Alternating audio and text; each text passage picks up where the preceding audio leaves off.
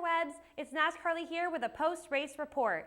The Sprint Cup Series was in Kansas on Sunday for the STP400. Joe Gibbs' newest driver, Matt Kenseth, got the pole. It's the second week in a row a Camry qualified first.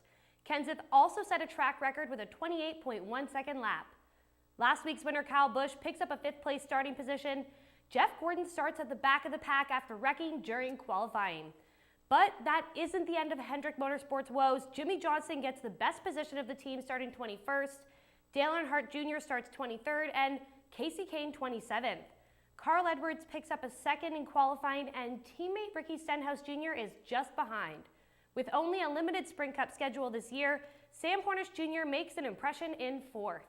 Penske Racing was penalized by NASCAR this week for illegal rear-end suspension mechanisms. Brad Keselowski and Joey Logano were docked 25 points apiece, and both drivers will be without their crew chiefs, top engineers, and competition director. Oh, and Penske was fined $100,000.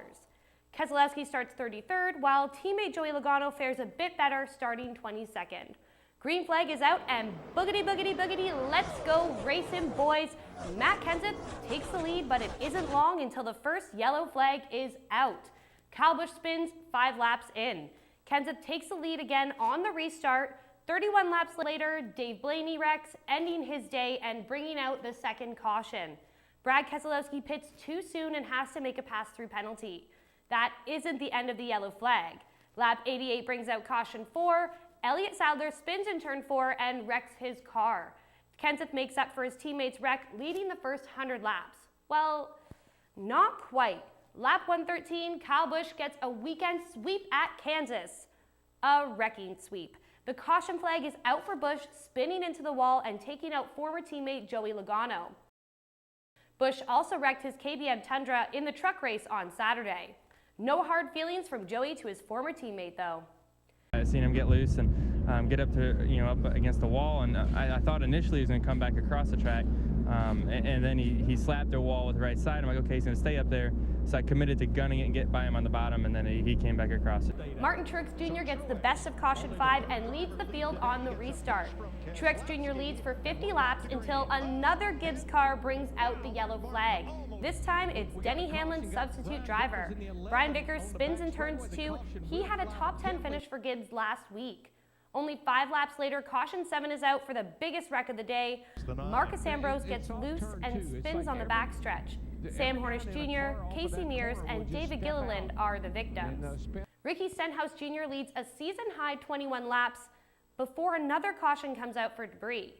Kenseth takes over the lead again on the restart with 39 to go. And for the last leg of the race, it's the Kenseth and Kane show. The 5 slowly closes in on the 20, and with 2 to go, it's side by side. In the end, Matt Kenseth takes a checkered flag. The win marks the 4th this year for Joe Gibbs. Kenseth is the only driver to win at Kansas Speedway since repaving last year. He won the October race for Roush Fenway. It's the 26th win of his career and his second this year. The win pushes Kenseth into 8th in the standings. Meanwhile, teammate Kyle Busch took a hard hit. Literally. He fell 5 spots to 7th. Logano also fell 6 spots and is now 20th. Kane and Truex Jr. both had a good day. They picked up 5 spots each. Kane is now 2nd and Truex 14th. Next week, the boys head to Richmond, Virginia for the Toyota Owners 400. Denny Hamlin hopes to be back in the number 11 at his home track, so get ready for some short track racing. I hope you enjoyed my post-race report. If you did, please give it a thumbs up. I'll see y'all next week.